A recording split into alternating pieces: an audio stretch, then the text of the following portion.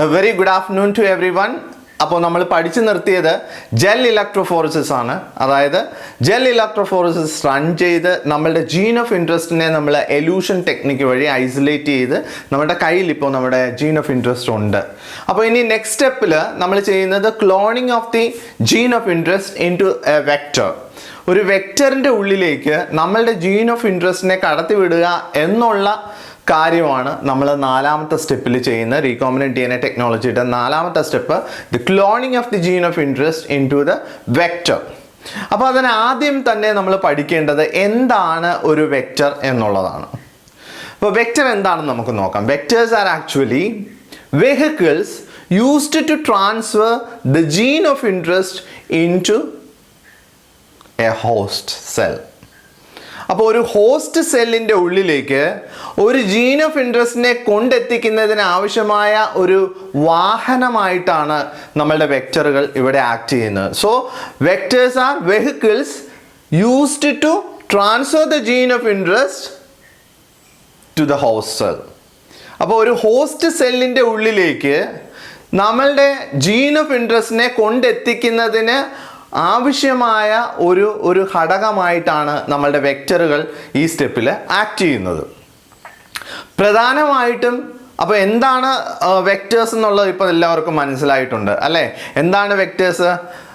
Gene of ഇൻട്രസ്റ്റിനെ host സെല്ലിലേക്ക് കൊണ്ടെത്തിക്കുന്നതിന് വേണ്ടിയിട്ട് ഉപയോഗിക്കുന്ന ഒരു വെഹിക്കിൾ പോലെയുള്ള ഒരു സംഭവമാണ് നമ്മളുടെ വെക്റ്റർ എന്ന് പറയുന്നത്. So vectors are vehicles used to transfer the gene of interest to the host cell. അപ്പോൾ രണ്ട് പ്രധാനപ്പെട്ട വെക്റ്ററുകളെ കുറിച്ചാണ് നമ്മുടെ ടെക്സ്റ്റ് ബുക്കിൽ പറഞ്ഞിട്ടുള്ളത്. ഒന്ന് പ്ലാസ്മിഡ് വെക്റ്റേഴ്സും രണ്ടാമത്തത് ബാക്ടീരിയോഫേജ് വെക്റ്റേഴ്സും. അപ്പോൾ രണ്ട് തരത്തിലുള്ള വെക്റ്റേഴ്സാണ് ടെക്സ്റ്റ് ബുക്കിൽ നമുക്ക് പഠിക്കുവാനായിട്ടുള്ളത്. ഒന്നാമത്തത് പ്ലാസ്മിഡ് വെക്റ്റർ, രണ്ടാമത്തത് ബാക്ടീരിയോഫേജ് വെക്റ്റർ.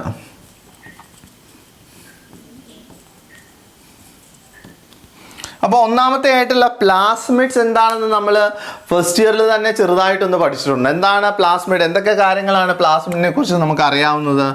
ഒന്ന്, പ്ലാസ്മിഡ്സ് ആർ സർക്കുലർ DNA എന്ന് നമുക്കറിയാം. സർക്കുലർ DNA ആണ്. Then second point, they are double stranded in nature. Double stranded ആണ്.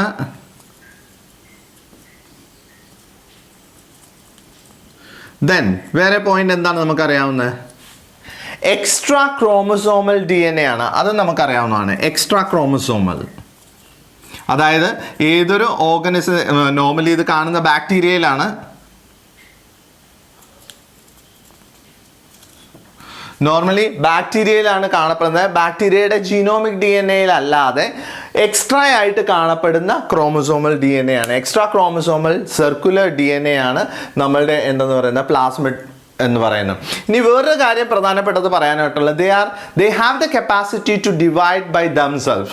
So they are autonomously replicating. സ്വയമായി തന്നെ പ്ലാസ്മിഡുകൾക്ക് റെപ്ലിക്കേറ്റ് ചെയ്യാനായിട്ടുള്ള കഴിവുണ്ട്. ആ ഒരു കഴിവും ഇതിനെ വെക്റ്ററായിട്ട് ഉപയോഗിക്കുന്നതിന് നിർണായകമായ പങ്ക് വഹിച്ചിട്ടുണ്ട്. അപ്പോൾ they are autonomously replicating. അടുത്ത പോയിന്റ്,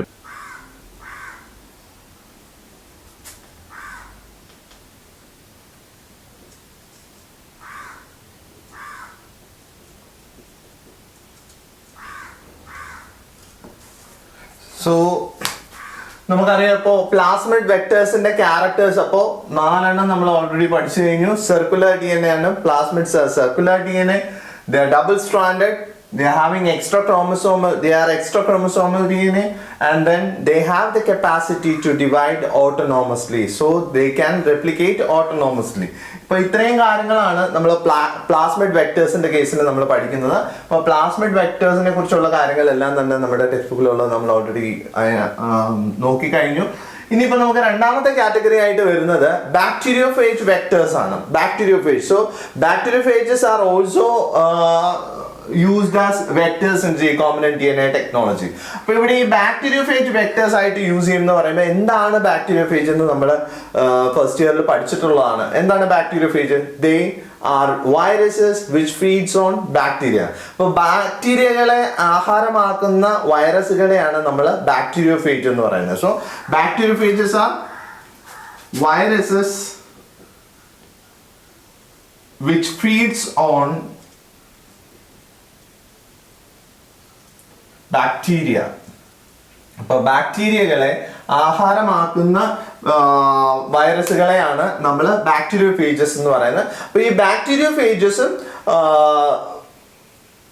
വെക്ടേഴ്സ് ആയിട്ട് നമ്മുടെ റീകോംബിനന്റ് DNA ടെക്നോളജിയിൽ ഉപയോഗിക്കുന്നുണ്ട്. അപ്പോൾ പ്ലാസ്മിഡ് വെക്ടേഴ്സിനേക്കാളും കുറച്ചുകൂടി സൈസ് കൂടുതലായിരിക്കും നമ്മുടെ ബാക്ടീരിയോഫേജ് വെക്ടേഴ്സ് എന്നുള്ള ഒരു വ്യത്യാസമാണ് ഇവിടെയുള്ളത്. അപ്പോൾ ബാക്ടീരിയോഫേജസും പ്ലാസ്മിഡ്സും നമ്മൾ വെക്ടേഴ്സ് ആയിട്ട് വൈഡ്ലി റീകോംബിനന്റ് DNA ടെക്നോളജിയിൽ യൂസ് ചെയ്യുന്നുണ്ട്. ഇനി ഇത് രണ്ടും അല്ലാതെ നമ്മൾ സുവോളജിയിൽ നിങ്ങൾ പഠിക്കാൻ പോകുന്ന ഒരു കാര്യമാണ് രണ്ട് ഡിഫറെന്റ് ടൈപ്പ് ഓഫ് വെക്ടേഴ്സ് കൂടിയുണ്ട്. അത് നമുക്ക് ജസ്റ്റ് ഒന്ന് നോക്കിയേക്കാം. Back and യാക്ക്. അപ്പോൾ ഇവരുടെ സൈസ് കുറച്ചുകൂടി കൂടുതലാണ്. DNA സൈസ് ഒക്കെ നോക്കി കഴിഞ്ഞു കഴിഞ്ഞാൽ കുറച്ചുകൂടി കൂടുതലാണ്. കുറച്ചുകൂടി കൂടുതൽ സൈസ് ഉള്ള ജീനുകളെ നമുക്ക് ക്ലോൺ ചെയ്യാനായിട്ട് ഹെൽപ്പ് ചെയ്യുന്ന വെക്ടേഴ്സ് ആണ്, ക്ലോണിങ് വെക്ടേഴ്സ് ആണ് ബാക്ക് ആൻഡ് യാക്ക്. ബാക്ക് എന്ന് പറയുന്നത് ബാക്ടീരിയൽ ആർട്ടിഫിഷ്യൽ ക്രോമസോം ആണ്. അതുപോലെ യാക്ക് എന്ന് പറയുന്നത് ഈസ്റ്റ് ആർട്ടിഫിഷ്യൽ ക്രോമസോം ആണ്. ഇപ്പൊ ഹ്യൂമൻ ജീനോം പ്രോജക്റ്റ് ഒക്കെ വന്ന സമയത്ത് യാക്കൊക്കെ വൈഡ്ലി യൂസ് ചെയ്തിട്ടുള്ളതാണ്. ഓക്കെ, അപ്പൊ എന്തായാലും ബാക്കും യാക്കും എന്ത് തന്നെയാണ്, ക്ലോണിങ് വെക്ടേഴ്സ് തന്നെയാണ്. അപ്പൊ ഈ വെക്ടേഴ്സിന്റെ സൈസ് കുറച്ചുകൂടി കൂടുതലായിരിക്കും എന്നുള്ളതേ ഉള്ളൂ. അപ്പൊ ഏറ്റവും ചെറുത് പ്ലാസ്മിഡ് വെക്ടേഴ്സ് ആണ്. അതിനുശേഷം കുറച്ചുകൂടി വലുപ്പമുള്ള bacteriophage vectors, then BAC and YAC. ഇതെല്ലാം ക്ലോണിങ് വെക്ടേഴ്സ് ആണ്. പക്ഷെ നമ്മുടെ ടെക്സ്റ്റ് ബുക്കിൽ ഡീറ്റെയിൽ ആയിട്ട് പറയുന്നത് പ്ലാസ്മിഡ് വെക്ടേഴ്സിനെ കുറിച്ചും ബാക്ടീരിയോഫേജ് വെക്ടേഴ്സിനെ കുറിച്ചിട്ടുമാണ്. അപ്പോൾ രണ്ട് പ്രധാനപ്പെട്ട വെക്ടറുകളുടെ കാര്യം നമ്മൾ ഓൾറെഡി പഠിച്ചു കഴിഞ്ഞു. പ്ലാസ്മിഡുകളും അതുപോലെ തന്നെ ബാക്ടീരിയോഫേജസും ഇതൊക്കെ നമുക്ക് വെക്ടേഴ്സ് ആയിട്ട് ഉപയോഗിക്കാം. എന്താണ് വെക്ടർ എന്ന് നമ്മൾ ഓൾറെഡി തന്നെ പഠിച്ചു കഴിഞ്ഞു. അപ്പോൾ ഇനി ഒരു നല്ല വെക്ടറിന് വേണ്ട കാര്യങ്ങൾ എന്തൊക്കെയാണ്? What are the characteristic features of A good vector? ഒരു നല്ല വെക്ടറിന് ഉണ്ടായിരിക്കേണ്ട ഗുണഗണങ്ങൾ എന്തൊക്കെയാണെന്ന് നമുക്ക് ജസ്റ്റ് ഒന്ന് നോക്കാം. ഒന്നാമത്തെ character, a good vector should be there with an origin of replication. In simple, it is called ORI. So a good vector should be there with an origin of replication. ഒരു നല്ല vector ആയിരിക്കണമെങ്കിൽ ഉണ്ടാവേണ്ട ഏറ്റവും നല്ല സവിശേഷമായ ഗുണങ്ങളിൽ ഒന്നാമത് നിൽക്കുന്നതാണ് എന്തെന്ന് പറയുന്നത്, origin of replication. ആ പേരിൽ തന്നെയുണ്ട് എന്താണതെന്ന്, ഒറിജിൻ ഓഫ് റെപ്ലിക്കേഷൻ. എവിടെ നിന്നാണ് റെപ്ലിക്കേഷൻ തുടങ്ങുന്നത് ആ സ്ഥലത്തെയാണ് നമ്മൾ ORI, ഓറി എന്നൊക്കെ പറയാറുണ്ട്. ORI അഥവാ ഒറിജിൻ ഓഫ് replication എന്ന് പറയുന്നത്, the place where the replication starts or begins. ഇനി ഈ ഒറിജിൻ ഓഫ് റെപ്ലിക്കേഷൻ എന്ന് പറയുന്നത് they are nothing but DNA sequences. അതും ഒരു DNA സീക്വൻസ് തന്നെയാണ്. പ്രത്യേകത എന്താണ്? These are the DNA sequences in which the replication starts. റെപ്ലിക്കേഷനുകൾ സ്റ്റാർട്ട് ചെയ്യുന്ന, റെപ്ലിക്കേഷൻ എന്ന് പറഞ്ഞാൽ the process of copying a DNA. ഒരു DNAയിൽ നിന്നും അതിൻ്റെ മറ്റൊരു കോപ്പിയെ ഉണ്ടാക്കിയെടുക്കുന്ന പ്രോസസ്സാണ് റെപ്ലിക്കേഷൻ. അത് തുടങ്ങുന്ന സ്ഥലത്തെയാണ് നമുക്ക് എന്തെന്ന് പറയാൻ പറ്റുന്നത്, ORI അഥവാ ഒറിജിൻ ഓഫ് റെപ്ലിക്കേഷൻ എന്ന് പറയാറുള്ളത്. So when we link a particular gene, ഇപ്പോൾ നമ്മുടെ ജീൻ ഓഫ് ഇൻട്രസ്റ്റിനെ നമുക്കൊരു അതിൻ്റെ കോപ്പീസ് വേണം, കുറേ കോപ്പീസ് വേണം. അപ്പോൾ നമ്മൾ എന്താ ചെയ്യുക, we link the gene of interest close to the ORI position. ORI പൊസിഷനോട് ചേർന്ന് ഒരു ജീനിനെ നമ്മൾ നിക്ഷേപിച്ചു കഴിഞ്ഞാൽ, വെച്ചു കഴിഞ്ഞാൽ ഡെഫിനറ്റ് ആയിട്ടും റെപ്ലിക്കേഷൻ നടക്കുമ്പോഴോ എന്ത് സംഭവിക്കും, നമ്മൾ നിക്ഷേപിച്ച ആ ജീൻ ഓഫ് ഇൻട്രസ്റ്റും റെപ്ലിക്കേറ്റ് ചെയ്ത് പുതിയ കോപ്പി ഉണ്ടാവും. Then if we want a large number of gene of interest, then what we have to do, we have to select a vector which is having ORI that support large copy number of the DNA. അപ്പോൾ നമുക്ക് അനേകം കോപ്പിയാണ് ഒരു DNAയുടെ വേണ്ടത് എന്നുണ്ടെങ്കിൽ ഉറപ്പായും നമ്മൾ ചെയ്യേണ്ടത്, നമ്മൾ അങ്ങനെ ഒരു വെക്ടറിനെ തിരഞ്ഞെടുക്കണം. ആ വെക്ടറിൻ്റെ origin of replication large copies of DNA support ചെയ്യുന്നതാവണം, അല്ലെങ്കിൽ അത്രയും ഇഷ്ടംപോലെ കോപ്പി ഓഫ് DNA ഉണ്ടാക്കുവാനായിട്ട് പര്യാപ്തമായിട്ടുള്ള ഒരു വെക്റ്റർ ആയിരിക്കണം. അതിൻ്റെ ഒറിജിൻ ഓഫ് റെപ്ലിക്കേഷൻ അതിനെ സപ്പോർട്ട് ചെയ്യുന്നതായിരിക്കണം. ഇത്രയും കാര്യങ്ങളാണ് നമ്മൾ ഒറിജിൻ ഓഫ് റെപ്ലിക്കേഷനിൽ നോക്കേണ്ടത്, ശ്രദ്ധിക്കേണ്ടത്. അപ്പോൾ ഒന്നാമത്തെ ക്യാരക്ടർ, ഒരു നല്ല വെക്റ്ററിന് ഉണ്ടായിരിക്കേണ്ട ഒന്നാമത്തെ ഗുണം എന്ന് പറയുന്നത് it should be there with an origin of replication, and that origin of replication is nothing but a DNA sequence in which replication begins. Replication തുടങ്ങുന്ന ആ ഒരു സ്ഥലമാണ് ഒറിജിൻ ഓഫ് റെപ്ലിക്കേഷൻ എന്ന് പറയുന്നത്. We can link a particular gene of interest close to the origin of replication so that its copy will be formed definitely after replication. ഇനി നമുക്ക് if we want lots of copies of DNA means we have to select a vector which supports, we have to select a particular vector whose origin of replication should support large copy number of linked DNA. അപ്പോൾ ഇത്രയും കാര്യങ്ങളാണ് നമ്മൾ origin of replication പഠിക്കുന്നത്. അപ്പോൾ ഒരു നല്ല വെക്റ്ററിന് ഉണ്ടായിരിക്കേണ്ട ആദ്യത്തെ ഗുണം എന്ന് പറയുന്നത് ഒരു ഒറിജിൻ ഓഫ് റെപ്ലിക്കേഷൻ ഉണ്ടായിരിക്കുക എന്നുള്ളതാണ്. നിങ്ങൾക്ക് മനസ്സിലായി എന്ന് എനിക്ക് തോന്നുന്നു അല്ലേ? നന്നായിട്ട് മനസ്സിലായിട്ടുണ്ടല്ലോ. അപ്പോൾ ഒറിജിൻ ഓഫ് റെപ്ലിക്കേഷൻ എന്ന് പറയുന്നത് റെപ്ലിക്കേഷൻ തുടങ്ങുന്ന സ്ഥലമാണ്. അതൊരു DNA സീക്വൻസ് ആണെന്നും ആ DNA സീക്വൻസിനോട് കൂട്ടിച്ചേരുന്ന ഫോറിൻ ജീൻ അല്ലെ കൂട്ടിച്ചേർക്കപ്പെടുന്ന ഫോറിൻ ജീനുകളുടെ കോപ്പികൾ ഉണ്ടാക്കപ്പെടുമെന്നും, ഇനി നമുക്ക് വേണ്ടതോ അനേകം കോപ്പികളാണെങ്കിൽ അപ്രകാരം അനേകം കോപ്പികളെ ഉണ്ടാക്കിയെടുക്കാൻ സാധിക്കുന്ന രീതിയിലുള്ള ഒരു വെക്റ്ററിൻ്റെ ഒറിജിൻ ഓഫ് റെപ്ലിക്കേഷൻ, അതിനെ സപ്പോർട്ട് ചെയ്യുന്ന ഒറിജിൻ ഓഫ് റെപ്ലിക്കേഷൻ ഉള്ള വെക്റ്ററുകളെ നമ്മൾ സെലക്ട് ചെയ്യണം എന്നുള്ളതാണ് ഇത്രയും നേരം നമ്മൾ പറഞ്ഞ കാര്യങ്ങൾ. Moving on to the second character, a good vector should possess selectable markers. Selectable markers. So what is meant by a selectable marker? So selectable markers are actually genes which are helpful for identifying and eliminating the non-transformant bacteria from that of the transformant. So നമ്മളെ ട്രാൻസ്ഫോമൻറ്റ് ബാക്ടീരിയയെ കണ്ടുപിടിക്കാനും അതോടൊപ്പം തന്നെ non ട്രാൻസ്ഫോമൻസിനെ കണ്ടുപിടിച്ച് eliminate ചെയ്യുന്നതിനും നമ്മളെ help ചെയ്യുന്ന ആളുകളാണ് നമ്മളുടെ സെലക്റ്റബിൾ മാർക്കേഴ്സ്. അപ്പോൾ സെലക്റ്റബിൾ മാർക്കേഴ്സ് എന്ന് പറഞ്ഞാൽ they are nothing but gene sequence. അവർ ജീൻ സീക്വൻസ് ആണ്.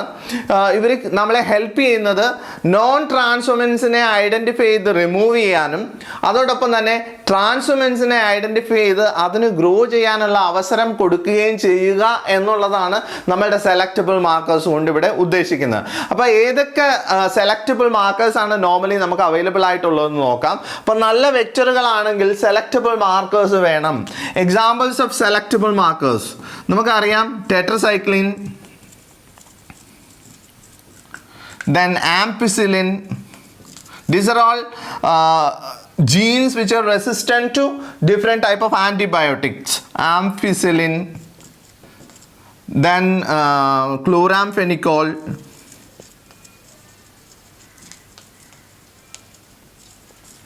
and then finally kanamycin. So these are examples for antibiotic resistance, and these antibiotic resistant genes can be used as selectable markers in our vectors. അപ്പോൾ നമ്മുടെ വെക്ടറുകളിൽ antibiotic resistant ജീൻസിനെയാണ് most probably നമ്മൾ selectable markers ആയിട്ട് use ചെയ്യുന്നത്. അപ്പോൾ selectable markers ആയിട്ട് use ചെയ്യുമ്പം ഇവരെന്ത് ഹെൽപ്പാണ് ചെയ്യുന്നത്? ഇവർ നോൺ ട്രാൻസ്ഫോമൻസിനെയും ട്രാൻസ്ഫോമൻസിനെയും ഐഡൻറ്റിഫൈ ചെയ്യും. എന്നിട്ട് നോൺ ട്രാൻസ്ഫോമൻസ് ആയിട്ടുള്ള ബാക്ടീരിയയെ എന്ത് ചെയ്യും? ഇവർ സിസ്റ്റത്തിൽ നിന്ന് എലിമിനേറ്റ് ചെയ്ത് കളഞ്ഞിട്ട് ട്രാൻസ്ഫോമൻ്റ് ആയിട്ടുള്ള ബാക്ടീരിയയെ മാത്രം വളരാൻ സഹായിക്കുന്ന ആളുകളാണ് നമ്മളുടെ സെലക്റ്റബിൾ ആയിട്ടുള്ള മാർക്കേഴ്സ്.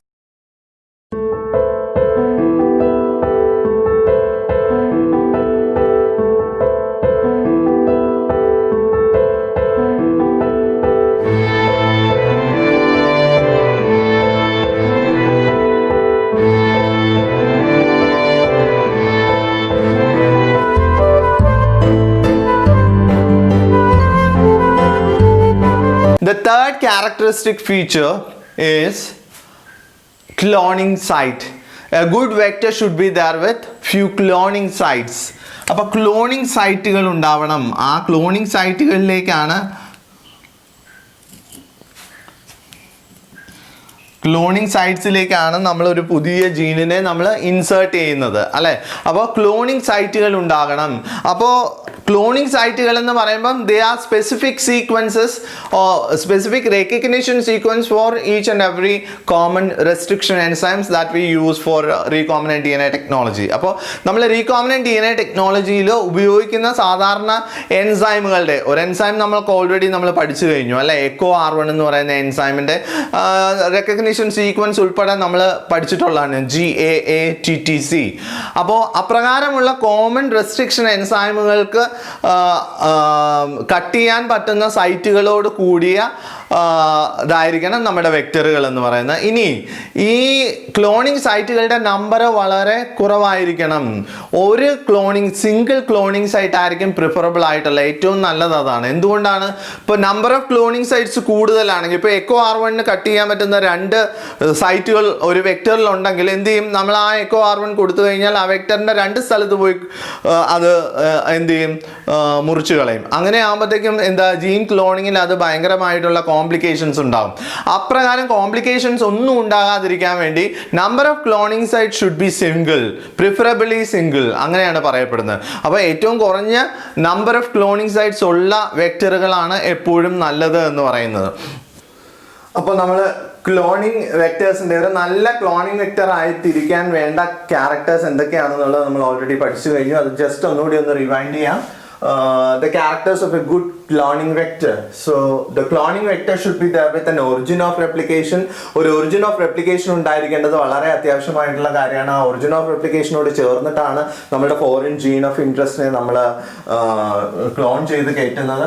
ഇനി രണ്ടാമത് സെലക്ടബിൾ മാർക്കേഴ്സ് വളരെ അത്യാവശ്യമാണ്. there should be some selectable markers അല്ലേ. അപ്പോൾ നമ്മൾ സെലക്ടബിൾ മാർക്കേഴ്സിന്റെ കാര്യങ്ങളൊക്കെ ഡീറ്റെയിൽഡ് ആയിട്ട് പഠിച്ചു. ഏതൊക്കെയായിരുന്നു? ആംഫിസിലിൻ, ടെട്രസൈക്ലിൻ, അതുപോലെ ക്ലോറാംഫെനിക്കോൾ. ഇനി അതും അല്ലെങ്കിൽ കാനമൈസിൻ പോലെയുള്ള സെലക്ടബിൾ മാർക്കേഴ്സും നമ്മൾ ഡിഫറെൻറ്റ് വെക്ടേഴ്സിൽ യൂസ് ചെയ്യുന്നുണ്ട്.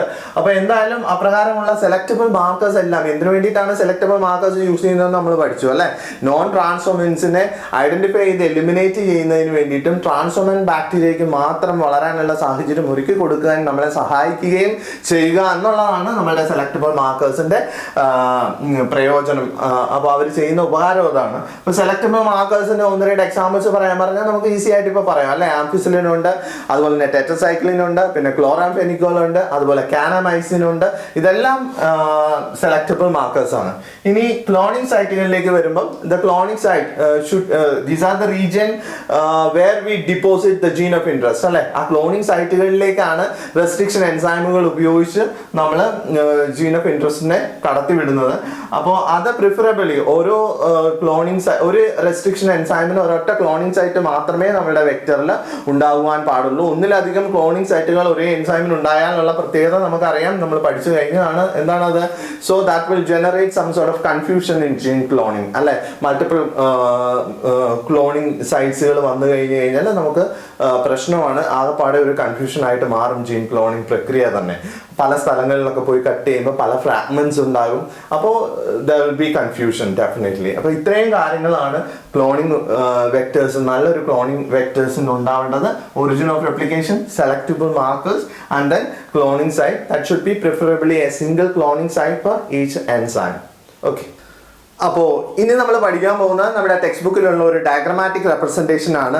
എങ്ങനെയാണ് റീകോമിനന്റ് DNA ക്രിയേറ്റ് ചെയ്യുന്നത്, അല്ലെ എങ്ങനെയാണ് ഒരു ഫോറിൻ ജീനെ വെക്റ്റർ DNAയിലേക്ക് ഇൻകോപ്പറേറ്റ് ചെയ്യാനായിട്ട് പറ്റുന്നത്, അതിൻ്റെ ഒരു ഡയഗ്രമാറ്റിക് റെപ്രസെൻറ്റേഷൻ നമ്മുടെ ടെക്സ്റ്റ് ബുക്കിലുണ്ട്. അപ്പോൾ ഇപ്പോഴാണ് അത് കറക്റ്റ് പഠിക്കേണ്ട സമയം. ടെക്സ്റ്റ് ബുക്കിൽ കുറച്ച് മുന്നെയാണ് അത് കൊടുത്തിരിക്കുന്നത്. പക്ഷേ ഇപ്പോഴാണ് ആ റെസ്ട്രിക്ഷൻ എൻസൈം ഉപയോഗിച്ച് ആ ഫോറിൻ ജീനെ കട്ട് ചെയ്ത് നമ്മുടെ എന്താണ് വെക്റ്റർ എന്ന് നമുക്ക് പറയാം, വെക്റ്ററിൻ്റെ ഉള്ളിലേക്ക് നമ്മൾ കട്ട് ചെയ്ത് തുന്നി ചേർക്കാനായിട്ട് പോവുകയാണ്. അപ്പോൾ അത് എങ്ങനെയാണെന്നുള്ളത് ആ പിക്ചോറിയൽ റെപ്രസെൻറ്റേഷൻ വെച്ച് തന്നെ നമുക്ക് മനസ്സിലാക്കാം. ഓക്കെ. അപ്പോൾ നമുക്ക് ഈ പിക്ചോറിയൽ റെപ്രസെൻറ്റേഷൻ എങ്ങനെയാണ് എന്നുള്ള ഡീറ്റെയിൽസിലേക്ക് കടക്കാം. എങ്ങനെയാണ് റീകോമിനന്റ് DNA ടെക്നോളജി വഴി വെക്റ്റർ DNAയുടെ ഉള്ളിലേക്ക് ഒരു ഫോറിൻ DNA കടത്തിവിട്ട് ഒരു റീകോമിനന്റ് വെക്റ്ററിനെ ക്രിയേറ്റ് ചെയ്യുന്നത് എന്നുള്ളതാണ് നമ്മുടെ ഈ ഡയഗ്രത്തിൽ പറഞ്ഞിട്ടുള്ളത്. അതെങ്ങനെയാണെന്നുള്ള കാര്യം നമുക്ക് ഡീറ്റെയിൽഡ് ആയിട്ട് നോക്കാം. ഓക്കെ.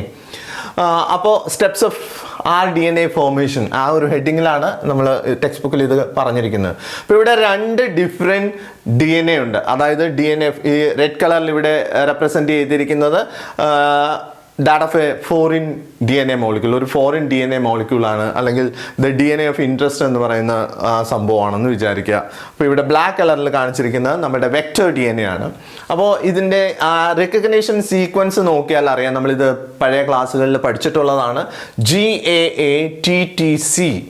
GAATTC എന്ന് പറയുന്നത് ഏത് എൻസൈമിൻ്റെ റെക്കഗ്നേഷൻ സീക്വൻസ് ആണ്? നമുക്കറിയാം EcoR1 എന്ന് പറയുന്ന റെസ്ട്രിക്ഷൻ എൻസൈമിൻ്റെ റെക്കഗ്നേഷൻ സീക്വൻസ് ആണ് GAATTC എന്ന് പറയുന്നത്. അപ്പോൾ നമ്മൾ എങ്ങനെയാണ് EcoR1 കട്ട് ചെയ്യുന്നതെന്ന് ആ സ്പെസിഫിസിറ്റി ഇവിടെ കറക്റ്റായിട്ട് കാണിച്ചിട്ടുണ്ട്. അതായത് 5' റീജിയനിൽ പൊളാരിറ്റി ഒക്കെ നമുക്ക് അറിയാവുന്നതാണ്. 5' റീജിയനിൽ G പൊസിഷനിൽ വന്നിട്ടാണ് കട്ട് ചെയ്യുന്നത്, അല്ലേ? അപ്പോൾ നമുക്ക് അറിയാവുന്ന കേസാണ് ഇവിടെ. നോക്കുക, ഇവിടെ ഇത് 5' ഡിറക്ഷനിൽ തുടങ്ങുന്നു, ഇത് ഇതിൻ്റെ 3' ഈ പെർട്ടിക്കുലർ DNA-യുടെ 3' പൊസിഷൻ.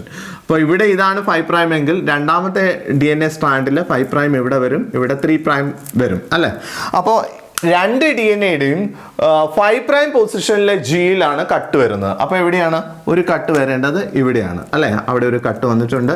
അതുപോലെ തന്നെ താഴത്തെ DNA-യിൽ ഇതാണ് 5' റീജിയൻ, ഇതാണ് ഗ്വാനിൻ സൈറ്റ്, G സൈറ്റ്, അവിടെ രണ്ടാമത്തെ കട്ട് വന്നിട്ടുണ്ട്, ആരോ ഇവിടെ കൊടുത്തിട്ടുണ്ട്. ആ സെയിം പോലെ തന്നെ നമ്മുടെ വെക്റ്റർ DNA-യിലും സെയിം എൻസൈം തന്നെ ഉപയോഗിച്ച് നമ്മൾ കട്ട് ചെയ്യുന്നുണ്ട്. ഇവിടെ നോക്കാം, 5' G പൊസിഷനിൽ വന്നിട്ടുണ്ട്, 5' G പൊസിഷനിൽ കട്ട് വന്നിട്ടുണ്ട്, അല്ലേ? അപ്പോൾ ഇവിടെ നിങ്ങളുടെ ടെക്സ്റ്റ് ബുക്കിൽ ചെറിയൊരു വ്യത്യാസമുണ്ട്. ടെക്സ്റ്റ് ബുക്കിൽ ഒരു ചെറിയ തെറ്റ് കടന്നുകൂടിയിട്ടുണ്ട്.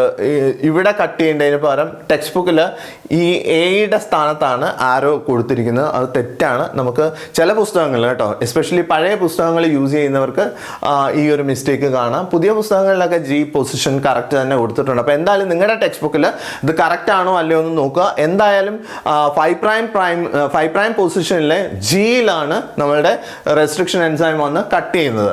അപ്പോൾ അങ്ങനെ കട്ട് ചെയ്ത് നീക്കം ചെയ്ത ഒരു സ്ട്രാൻഡാണ് നമ്മളുടെ രണ്ടാമത്തെ സ്റ്റെപ്പിൽ കൊടുത്തിരിക്കുന്നത്. നോക്കിയേ, G കഴിഞ്ഞിട്ടുള്ള AATTC എന്ന് പറയുന്ന ഭാഗം ഇവിടെ നീക്കം ചെയ്തിട്ടുണ്ട്. അതുപോലെ തന്നെ ഇവിടെ ഉണ്ടാവേണ്ട Gയും കട്ട് ചെയ്ത് നീക്കം ചെയ്തിട്ടുണ്ട്. അപ്പോൾ നമ്മൾ ഇവിടെ ഒന്ന് നോക്കിക്കഴിഞ്ഞാൽ ഇത്രയും ഭാഗം കട്ട് ചെയ്ത് റിമൂവ് ചെയ്തിട്ടുണ്ട് ഈ പെർട്ടിക്കുലർ DNA-യിൽ.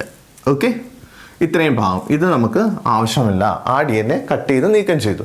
ഇനി അതുപോലെ തന്നെ ഇവിടെ നോക്കിക്കേ, ഇവിടെയും G പൊസിഷനിൽ ഒരു കട്ട് വരുന്നുണ്ട്, ഈ G പൊസിഷനിലും ഒരു കട്ട് വരുന്നുണ്ട്, അല്ലേ? അപ്പോൾ എന്ത് ചെയ്യണം? ഇവിടുന്ന് കറക്റ്റായിട്ടുള്ള ആ ഒരു രീതിയിലേക്ക് തന്നെ നമുക്ക് നോക്കിയെടുത്ത് കഴിഞ്ഞ് കഴിഞ്ഞാൽ എന്താ, ഇവിടുന്ന് ഇത്രയും ഭാഗം കട്ടായി പോവും, ആണല്ലോ? അപ്പോൾ നോക്കി, ഇവിടുന്ന് കട്ട് ചെയ്യുന്ന പോർഷൻ നമുക്ക് റിമൂവ് ചെയ്ത് കഴിഞ്ഞാൽ നോക്കി കറക്റ്റ് ഈ രണ്ട് DNA സ്റ്റാൻഡുകളായില്ലേ എന്ന് നോക്കി, ആവും, കറക്റ്റാണ്.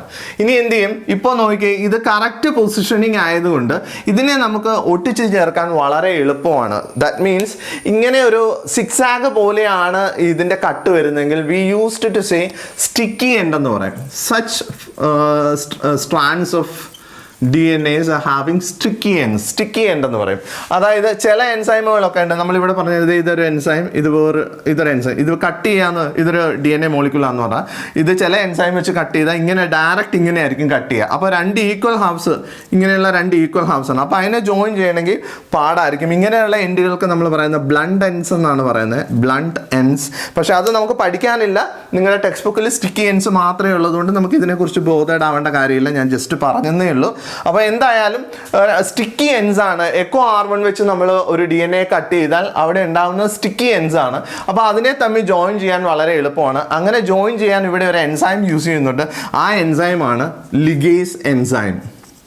ലിഗേസ് എൻസൈം ഉപയോഗിച്ചിട്ടാണ് ഈ രണ്ട് പീസുകളെ തമ്മിൽ, രണ്ട് പീസസ് ഓഫ് DNA തമ്മിൽ ഒട്ടിച്ച് ചേർക്കുന്നതിന് ഉപയോഗിക്കുന്ന എൻസൈമാണ് ലിഗേസ് എൻസൈം. അതുകൊണ്ട് തന്നെയാണ് ലിഗേസ് എൻസൈമിനെ മോളിക്കുലർ ഗ്ലൂ എന്നൊക്കെ പറയാനുണ്ട്. മോളിക്കുലർ ഗ്ലൂ, ഒരു പശ പോലെയാണ് ഇത് ആക്ട് ചെയ്യുക. So we can call ligase enzyme as molecular glue എന്ന് പറയാറുണ്ട്. അപ്പോൾ ഇവിടെ രണ്ടും കൂടി ഒട്ടിച്ച് ചേർത്തുണ്ടായ റീകോമിനന്റ് DNA ആണ് നമ്മളുടെ മൂന്നാമത്തെ ഡയഗ്രമാറ്റിക് സ്കെച്ചിൽ കാണിച്ചിരിക്കുന്നത്. നോക്കിയാൽ ഇവിടെ GAATTC ആ റീകോമിനന്റ് DNA ഉണ്ടായി. ഇതിനെ എന്തുകൊണ്ടാണ് റീകോമിനന്റ് DNA എന്ന് വിളിക്കുന്നത്? Because This DNA, the newly formed DNA, is a mixture DNA from two different sources. അല്ലേ, ഒരു ഫോറിൻ ഡി എൻ എയുടെയും വെക്റ്റർ ഡി എൻ എയുടെയും കൂടി മിക്സ് ആണ് നമുക്ക് കിട്ടിയിരിക്കുന്ന ഈ മൂന്നാമത്തെ type of D N A molecule. അപ്പോൾ ഈ റീകോമിനന്റ് ഡി എൻ എ എങ്ങനെയാണ് ഉണ്ടായതെന്നും റെസ്ട്രിക്ഷൻ എൻസൈമിന് ഈ റീകോമിനന്റ് ഡി എൻ എ ഉണ്ടാവുന്നതിൽ റോൾ എന്താണെന്നുള്ള കാര്യവും നമുക്ക് മനസ്സിലായി. ആ റെസ്ട്രിക്ഷൻ എൻസൈം ഉപയോഗിച്ചിട്ട് തന്നെയാണ്, സെയിം റെസ്ട്രിക്ഷൻ എൻസൈം ഉപയോഗിച്ചിട്ടാണ് നമ്മൾ വെക്റ്റർ ഡി എൻ എയും അതുപോലെ തന്നെ നമ്മളുടെ ഫോറിൻ ഡി എൻ എയും കട്ട് ചെയ്ത് അതിനെ റീകോമിനന്റ് ഡി എൻ എ ആക്കി മാറ്റുന്നത്. ഓക്കെ, ഇനി ഇത് വെക്റ്ററിൻ്റെ ആ ഒരു റിയൽ ആയിട്ടുള്ള നേച്ചറിലേക്ക് വന്നു കഴിഞ്ഞാൽ എങ്ങനെ ഇരിക്കും? നമുക്കിവിടെ circular double standard extra chromosomal വെക്റ്ററിനെ നമ്മൾ കാണിച്ചിട്ടുണ്ട് അല്ലേ. ഡി എൻ എ വെക്റ്ററാണ്, വെക്റ്റർ ഡി എൻ എ ആണ് ഇവിടെ കൊടുത്തിരിക്കുന്നത്, double standard circular extra chromosomal D N A. ഇനി ഇവിടെ ഫോറിൻ ഡി എൻ എ കൊടുത്തിട്ടുണ്ട്, അതൊരു ഗ്രീനിഷ് റെഡ് അല്ലെ റെഡിഷ് ഗ്രീൻ എന്ന് നോക്കിയാൽ മതി. ഓക്കെ, അപ്പോൾ ഇവിടെ ശരിക്കും പറഞ്ഞു കഴിഞ്ഞാൽ പടം വരയ്ക്കുന്നതിൻ്റെ ഇടയ്ക്ക് ആ റെഡ് പെന്നിൻ്റെ മഷി തീർന്നു പോയി, അത് കാരണം ഞാനത് ഗ്രീൻ ആക്കി മാറ്റിയതാണ്. അപ്പോൾ നിങ്ങൾ ഇത് ഗ്രീൻ കളർ ആണെന്ന് വിചാരിച്ച് കണ്ട് മനസ്സിലാക്കുക. ഓക്കെ, അപ്പോൾ ഫോറിൻ ഡി എൻ എ നമ്മൾ ഗ്രീൻ കളറിൽ റെപ്രസെൻറ്റ് ചെയ്യുന്നു, അതുപോലെ വെക്റ്റർ ഡി എൻ എ നമ്മൾ ബ്ലാക്ക് കളറിൽ തന്നെയാണ് ഇവിടെ റെപ്രസെൻറ്റ് ചെയ്യുന്നത്. അപ്പോൾ നോക്കുക, ഇതിനെ ആദ്യമേ റെസ്ട്രിക്ഷൻ എൻസൈം ഇവിടെ എക്കോ R1 വെച്ച് കട്ട് ചെയ്യുന്നുണ്ട്. ഓക്കെ, റെസ്ട്രിക്ഷൻ ആണ് കൊടുക്കുന്നത്, എക്കോ R1 വെച്ച് കട്ട് ചെയ്ത് pieces of D N A ആണ് നമ്മളിവിടെ കൊടുക്കുന്നത്. 3 പീസാക്കി കളഞ്ഞു. അത് ഇവിടെയാണ് എക്കോ R1, ഇത് ആണ് ആ GAATTC സൈറ്റ് വരുന്നത്. അതേ റെസ്ട്രിക്ഷൻ എൻസൈം വെച്ച് തന്നെ വെക്റ്ററിലും ഒരു കട്ടുണ്ടാക്കി അല്ലേ. ഇനി അടുത്തത്, അപ്പോൾ ഇത്രയും കാര്യങ്ങൾ നമ്മളിവിടെ പറഞ്ഞ പോലെ തന്നെയാണ് similar. The same restriction enzyme is used for cutting both the foreign D N A and also the vector D N A. 2 D N എകളെയും കട്ട് ചെയ്ത് കളഞ്ഞിട്ടുണ്ട്. ഇനി ബാക്കി നമുക്ക് ഇവിടെ നോക്കുക, കുറച്ചുകൂടി താഴേക്ക് നമുക്ക് വരച്ചിട്ടുണ്ടെങ്കിലും അത് നിങ്ങൾക്ക് കാണാൻ പറ്റില്ലാത്തതുകൊണ്ട് നമുക്ക് ഇവിടെ അത് ബാക്കി നോക്കാം. അപ്പോൾ ഇത് വെക്റ്റർ ഡി എൻ എ ആയിരുന്നു. നോക്കുക, ഈ ഒരു പൊസിഷൻ നോക്കിയേ, വെക്റ്റർ ഡി എൻ എയിലേക്ക് നമ്മൾ എന്ത് ചെയ്തു, നമ്മളുടെ ഫോറിൻ ഡി എൻ എ ഇവിടെ ആ കട്ട് ചെയ്ത് കിട്ടിയ ആ പീസിനെ നമ്മൾ എന്ത് ചെയ്തു, വെക്റ്റർ ഡി എൻ എയിലേക്ക് ഇൻകോർപ്പറേറ്റ് ചെയ്തു by using the enzyme ligase enzyme. അപ്പോൾ ലിഗേസ് എൻസൈമിൻ്റെ സഹായത്തോടുകൂടി നമ്മുടെ ഫോറിൻ ഡി എൻ എ നമ്മുടെ വെക്റ്റർ ഡി എൻ എയിലേക്ക് കൂട്ടിച്ചേർക്കപ്പെട്ടു. അപ്പോൾ ഈ സ്റ്റെപ്പിൽ ഇനി നോക്കിയേ, ഇനി ഇതിനെ നമ്മൾ എന്ത് വിളിക്കും? വെറുതെ ഒരു വെക്റ്റർ എന്ന് വിളിക്കാൻ പറ്റുമോ? ഇല്ല. പിന്നെ നമുക്ക് എന്ത് വിളിക്കാൻ പറ്റും ഇതിനെ? Recombinant vector. അതായത് ഈ റീകോമ്പിനന്റ് വെക്റ്ററിൽ ആ വെക്റ്ററിൻ്റെ ഡി എൻ എയും പിന്നെ ഒരു ജീൻ ഓഫ് ഇൻട്രസ്റ്റും അടങ്ങിയിട്ടുണ്ട്. അതുകൊണ്ട് തന്നെ ഇതിനെ നമ്മൾ എന്ത് വിളിക്കണം? റീകോമ്പിനന്റ് വെക്റ്റർ എന്ന് വിളിക്കാം. ഇനി ഈ റീകോമ്പിനന്റ് വെക്റ്ററിനെ നമ്മൾ എന്ത് ചെയ്യുന്നു? ഒരു ബാക്ടീരിയൽ ഹോസ്റ്റിലേക്ക് കടത്തിവിടുന്നു. ആ ബാക്ടീരിയൽ ഹോസ്റ്റിൽ നമ്മളുടെ ഈ റീകോമ്പിനന്റ് വെക്റ്റർ റെപ്ലിക്കേറ്റ് ചെയ്ത് പുതിയ കോപ്പീസ് ഉണ്ടാക്കിക്കൊണ്ടേയിരിക്കും. അപ്പോൾ ഈ വെക്റ്റർ നമ്മളുടെ ഈ ബാക്ടീരിയയുടെ ഉള്ളിലേക്ക് കയറിയാൽ, നമ്മൾ നേരത്തെ തന്നെ പഠിച്ചു, ആ വെക്റ്റർ ഈ പെർട്ടിക്കുലർ ബാക്ടീരിയം എന്ത് ബാക്ടീരിയമാകും? ട്രാൻസ്ഫോമൻ്റ് ആകും. പിന്നെ ട്രാൻസ്ഫോമൻറ്റിൽ തന്നെ 2 ഉണ്ട്, നോൺ റീകോമിനൻറ്റും ഉണ്ട്, റീകോമിനൻറ്റും ഉണ്ട്. അതിലേതായിരിക്കും ഇത്? ഈ വെക്റ്ററാണ് കയറുന്നത്. അങ്ങനെയാണെങ്കിൽ നോക്കുക, ഈ വെക്റ്ററിൻ്റെ ഉള്ളിൽ റീകോമ്പിനന്റ് ഡി എൻ എ ഉണ്ട്. സോ ഇതെന്തായി? റീകോമ്പിനന്റ് ബാക്ടീരിയ ആയിട്ട് മാറും. ആണല്ലോ? അതെ. ഇനിയപ്പോൾ ബാക്കി എങ്ങനെയാണ് PBr322 ഒരു ജീനിനെ കടത്തിവിട്ടാൽ, അതായത് PBr322 എന്ന് പറഞ്ഞ വെക്റ്ററിൻ്റെ ക്യാരക്ടേഴ്സ് നമുക്ക് പഠിക്കണം. ആ വെക്റ്ററിലേക്ക് നമ്മളൊരു പുതിയ ജീനിനെ അതിൻ്റെ BAM-H1 സൈറ്റിലേക്ക് കടത്തിവിട്ടാൽ അതെങ്ങനെയാണ് നമുക്ക് സെലക്ട് ചെയ്യാൻ പറ്റുന്നത്? അങ്ങനെയുള്ളതൊരു എസ്സേ ക്വസ്റ്റ്യൻ ആണ്. അപ്പോൾ PBr322 വെക്റ്ററിനെ കുറിച്ചും അതിൻ്റെ BAM-H1 സൈറ്റിലേക്ക് ഒരു ജീനിനെ കടത്തിവിട്ടാൽ അതെങ്ങനെയൊക്കെ എന്തൊക്കെ മാറ്റങ്ങളാണ് അതിൽ വരുന്നതെന്നും ഒക്കെ നമുക്ക് അടുത്ത ക്ലാസ്സിൽ പഠിക്കാം. Thank you so much. അപ്പോൾ നിങ്ങളൊരു കാര്യം പ്രത്യേകം ശ്രദ്ധിക്കുക, ക്ലാസ് ഇഷ്ടപ്പെട്ടിട്ടുണ്ടെങ്കിൽ നിങ്ങൾ ലൈക്ക് ചെയ്യുക, കമൻറ്റ് ചെയ്യാൻ മറക്കണ്ട.